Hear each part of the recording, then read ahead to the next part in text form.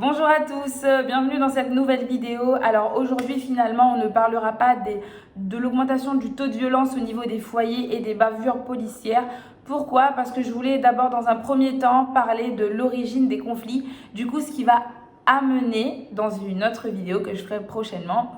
Pourquoi est-ce que le taux de violence a augmenté alors que nous sommes censés être avec les personnes qu'on aime le plus, vu qu'on est en confinement. Voilà. J'espère que votre dernier jour de confinement se passe bien. En attendant, je vous laisse avec professeur Armand et élève Josie. C'est tout de suite. Bonjour professeur Armand. Alors en fait, je me demande pourquoi est-ce que le taux de violence a augmenté ces derniers temps alors que nous sommes censés être avec les personnes que nous aimons le plus. Pardon. Alors, cette question, on va y répondre dans une prochaine leçon, mais déjà, il faut que tu comprennes pourquoi est-ce qu'il y a des conflits, quelle est l'origine des violences, quelle est l'origine des conflits. Les conflits, en fait, se produisent un peu partout dans le monde, sous différentes formes, entre deux pays, entre deux communautés, dans les familles, ça se passe également en nous. C'est justement parce qu'il y a un conflit en nous que la possibilité qu'il y ait un conflit extérieur existe. Je m'explique. C'est parce qu'il y a de la violence en nous que les violences existent dans le monde. S'il n'y avait aucune violence en nous, tu es d'accord avec moi que la violence n'existerait pas dans le monde? Franchement, là, vous me posez une colle, là. Je ne sais pas vraiment, parce que je préfère attendre la fin de votre raisonnement, parce que là, je suis un petit peu perplexe. Alors du coup, quelle serait la solution? On doit donc voir ce que l'on peut faire concernant les conflits extérieurs. Alors là, professeur Armand s'est littéralement trompé. Il s'agit des conflits intérieurs et non pas des conflits extérieurs. Là, tous les conflits extérieurs diminueront doucement. Ça prendra certes un peu de temps parce qu'on y a mis un certain momentum, mais ça diminuera forcément. Donc, quel est ce conflit intérieur? Il s'agit juste du fait que l'on s'identifie à ce que l'on n'est pas. Qu'est-ce que je veux dire par là? On s'identifie à énormément de choses que nous ne sommes pas, n'est-ce pas? Oui, je dirais que oui, parce que quand j'y repense, oui, il est vrai que je m'identifie à plein de choses en fait. Et pas seulement à des objets, mais oui, aussi à des personnes. Oui, c'est bien ça. Oui. Pour que tu puisses visualiser un peu la chose, prenons un exemple. Prenons ces verres à thé, ces jolis verres à thé. Supposons que ces verres à thé sont à toi. Tu ne vas pas les garder comme étant juste des verres à thé.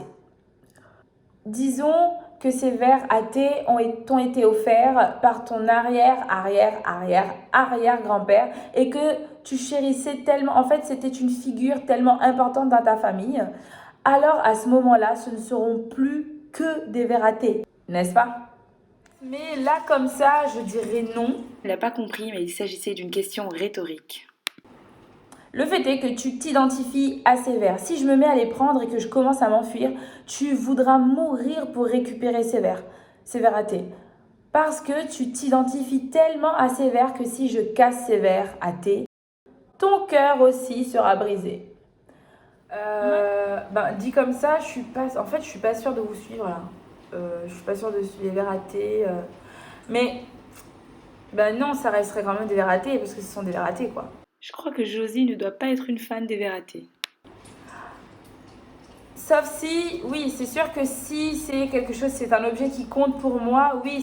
Peut-être pas de mon arrière-grand-père, mais oui, si ça vient d'une personne qui m'est chère, oui, ce ne serait pas que des verres à thé. Effectivement, oui, vous avez raison. Alors, ça va des vêtements que tu portes aux vêtements qui vivent avec toi. Alors, bien sûr, vous l'aurez compris, il ne s'agit pas des vêtements, mais des La personnes. maison dans laquelle tu vis, les choses qui t'appartiennent ou les choses que tu possèdes, toutes ces choses, en fait, sont devenues toi, littéralement, n'est-ce pas? Non, mais là, je crois que vous êtes en train de me perdre. Comment ça, la maison, les personnes, toutes ces choses sont devenues moi? Je suis pas sûre de vous suivre, là, professeur. Donc, ce que tu es n'est pas là, mais est éparpillé un peu partout. Quand ce que tu es est éparpillé un peu partout, naturellement, le moindre de tes mouvements t'emmènera forcément à un moment donné à un conflit. Peu importe où tu iras ou qui tu es, tu te retrouveras coincé à chaque porte. C'est pourquoi les conflits et les frictions sont constants. Parce que nous nous identifions à énormément de choses que nous ne sommes pas.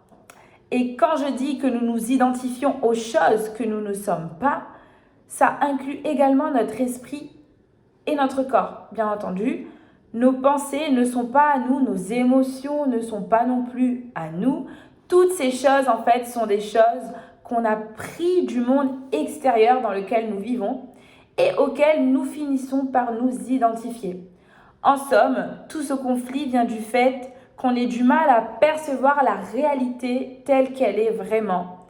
C'est comme si, en fait, on hallucinait. Nos pensées et nos émotions viennent tous d'une certaine façon, d'une certaine identification. Alors, qu'en penses-tu ? Alors non, mais en fait, Josie, elle a rien compris, elle en pense rien du tout, donc je vais terminer tout ça. Pour conclure, toutes les souffrances que nous connaissons au cours de notre vie, ces souffrances arrivent à nous par le biais soit de notre corps, soit par notre esprit. Puisqu'il n'existe pas d'autre façon de souffrir, si nous arrivons à mettre une distance entre ce que nous sommes et notre corps, ce que nous sommes et notre esprit, ce sera la fin de toute souffrance. Qui dit plus de souffrance, dit plus de conflit intérieur, donc plus de conflit intérieur, alors la question du conflit extérieur ne se pose même plus. Voilà, tout simplement. C'est déjà la fin de cette vidéo, je vous remercie d'avoir pris le temps de regarder, j'espère que ça vous aura plu. Et n'hésitez pas, si vous avez des questions, si vous n'êtes pas d'accord ou si vous avez des critiques constructives, n'hésitez pas à les mettre en commentaire. Venez me suivre sur Instagram si vous voulez apprendre à me connaître un petit peu plus. Abonnez-vous pour une nouvelle leçon et je vous dis à très vite pour une nouvelle vidéo. Bye.